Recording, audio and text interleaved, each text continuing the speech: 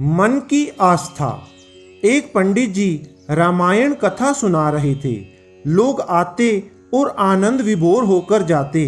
पंडित जी का नियम था, रोज कथा शुरू करने से पहले आइए हनुमंत जी विराजिए कहकर हनुमान जी का आह्वान करते थे। फिर 1 घंटा प्रवचन करते थे। वकील साहब हर रोज कथा सुनने आते। वकील साहब के भक्ति भाव पर एक दिन तर्कशीलता हावी हो गई। उन्हें लगा कि महाराज रोज आइए हनुमंत जी विराजिए कहते हैं, तो क्या हनुमान जी सचमुच आते होंगे?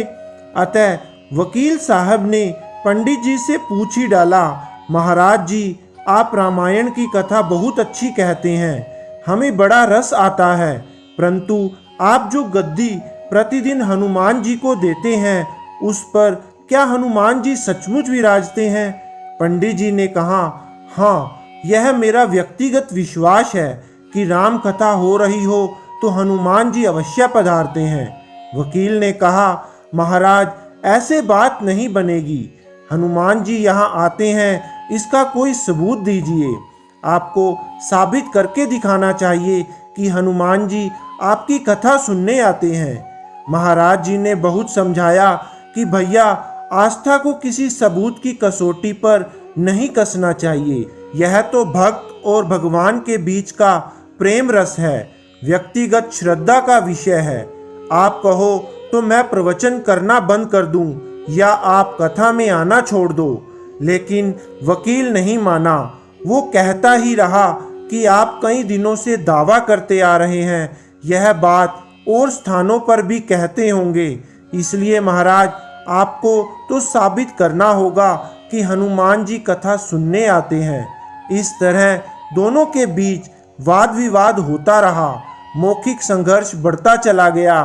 हारकर पंडित जी महाराज ने कहा, हनुमान जी हैं या नहीं उसका सबूत कल दिलवाऊंगा। कल कथा शुरू हो तब प्रयोग करूंगा।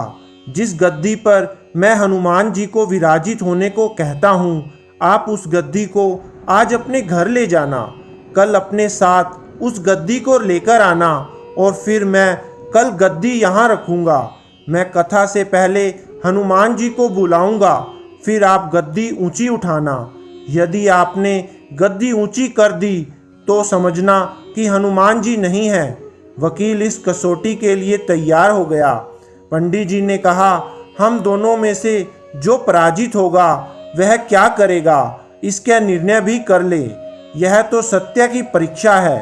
वकील ने कहा, मैं गद्दी ऊंची ना कर सका तो वकालत छोड़कर आपसे दीक्षा ले लूँगा। आप पराजित हो गए तो क्या करोगे?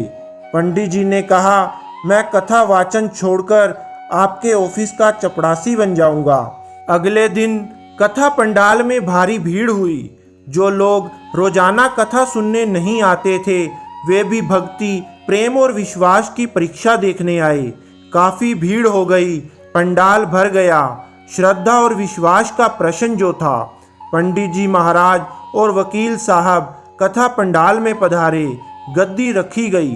पंडित जी ने सजल नेत्रों से मंगलाचरण किया और फिर बोले, आइए हनुमंत जी विराजिए। ऐसा बोलते ही पंडित जी के नेत्र सजल हो उठे। मन ही मन पंडित जी बोले, प्रभु आज मेरा प्रश्न नहीं बल्कि रघुकुल रीति की परंपरा का सवाल है।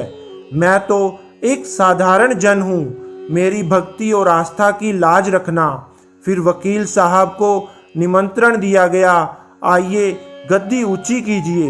लोगों की आंखें जम गई। वकील साहब खड़े हुए। उन्होंने गद्दी उठाने के लिए हाथ बढ़ाया पर गद्दी को स्पर्श भी ना कर सके। जो भी कारण रहा, उन्होंने 3 बार हाथ बढ़ाया किंतु तीनों बार असफल रहे। पंडित जी देख रहे थे। गद्दी को पकड़ना तो दूर, वकील साहब गद्दी को छू भी ना सके। तीनों बार वकील साहब पसीने से तरबतर हो गए। वकील साहब पंडित जी महाराज के चरणों में गिर पड़े और बोले, महाराज गद्दी उठाना तो दूर, मुझे नहीं मालूम कि क्यों मेरा हाथ भी गद्दी तक नहीं पहुंच पा रहा है, अतः मैं अपनी हार स्वीकार करता हूं। कहते हैं कि श्रद्धा और भक्ति के साथ की गई आराधना में बहुत शक्ति होती है। मानो तो देव, नहीं तो पत्थर। प्रभु की मूर्ति तो पाषाण की होती है, लेकिन भक्त के भाव से उसमें प्राण प्रतिष्ठा होती है तो प्रभु विराजते हैं। तो प्रिय भक्तों, यह थी आज की हमारी कथा। अगर आपको यह कथा अच्छी लगी हो तो प्लीज़ इस वीडियो को लाइक, शेयर एंड सब्सक्राइब जरूर करें और कमेंट में जय श्री राम जरूर लिखें। धन्यवाद भक्तों।